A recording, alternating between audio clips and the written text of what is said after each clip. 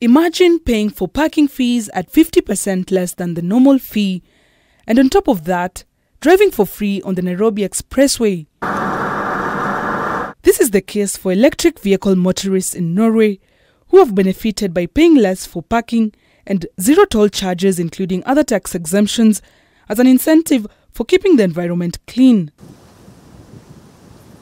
While Kenya is characterized by a rich diversity of biological life, a vast expanse of rich grasslands and an abundant wildlife, maintaining the same comes at a cost.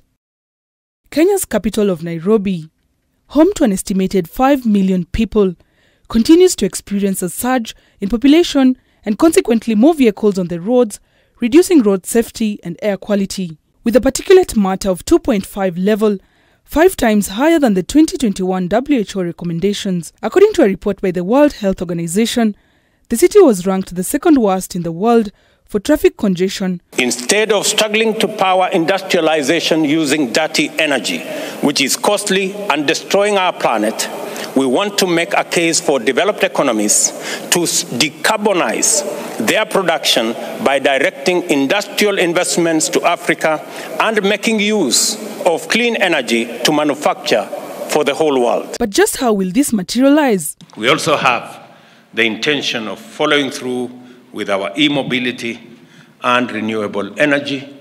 As I mentioned to the Jua Kali here, that we will work with them on e-mobility to change, to refabricate all our e-mobility tools so that we can be able to transit from dirty energy. Our quest to find out the progress Kenya had made in electromobility led us to the team behind Busigo, an electric mobility startup launched mid last year with the aim to revolutionize the transport industry. There was very clean air in Nairobi and less pollution, especially from public transport. In fact, you could see Mount Kenya from some buildings in Nairobi. And that was the brain or the idea behind, if we could reduce the carbon emissions from public transport sector, just like it was at the onset of COVID, then we could make an environmental impact.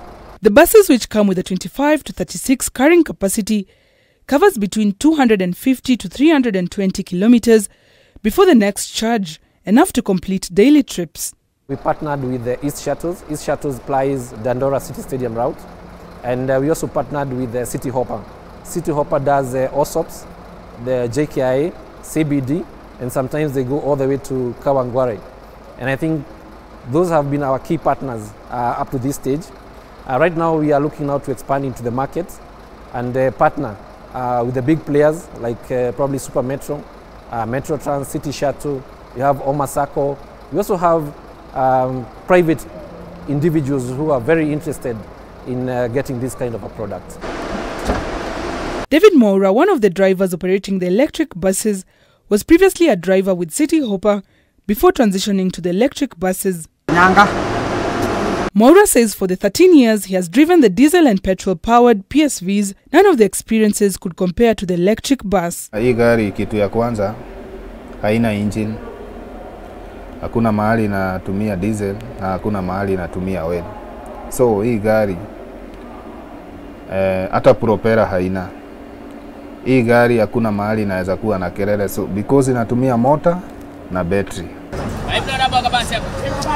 The bus company, which began operations mid last year, has since gained popularity, outperforming its diesel and petrol counterparts, targeting lower income estates in the city. People love it because it's comfortable, it's Wi-Fi, it doesn't queue at the bus stops, it's clean, it's less noisy, it's efficient, it doesn't break down. So I think the uptake in the market, and especially the customer aspect of it, has been outstanding. Hii gari ni gari na nusu hii. Hii kwanza kama huku airport ikuja tu ipulize, kila mtu anaikimbilia. Juu hata bambu usisiki. Ni kusonga na idhaa, picking iko juu. Hata hizi zetu hii migongo yetu haiwezi ziona. Hii gari iko juu. Na basi zile zingine huwa tunachukua muda mkubwa. Na ningetumia kasi ya basi ya stima huwa natumia dakika chache. The buses start operations at 5 a.m. to 11 p.m. when they are charged and cleaned, and are further tracked down by operators through an app developed by the company, showing the location of the bus at a given time. We are replicating what happens in the transport service. The buses operate during the day and they sleep at night. So for us at night, what happens is we service these buses. By servicing these buses at night, we're trying to do several things. Number one is to make sure the bus is available to you full day of operations. Despite the development electric vehicles have played in the transport sector, one downside is constant: the lack of enough charging infrastructure network, which according to Basigo has inconvenienced route operations. We do not have as many EV mechanics, technicians and engineers who understand this product. And so our customers have to rely on Basigo alone. It's good for us probably, but as we try to scale, we may need to make sure that this knowledge is out there and our customers have more areas whereby they can go for service and maintenance. According to a 2023 budget policy statement drafted on the 18th of January, the government is set to roll out electric vehicle charging infrastructure and create incentives for adoption of electric mass transit system in cities and various towns. A 2018 study by a German development agency estimates that over 600,000 tons of CO2 equivalent emissions could be mitigated by 2030 if Kenya were to electrify its entire transport sector. Look at our model. You buy the bus, and after you buy the bus, we give you a subscription model called Pay As You Drive. Pay As You Drive gives you, for every kilometer you drive, 20 shillings.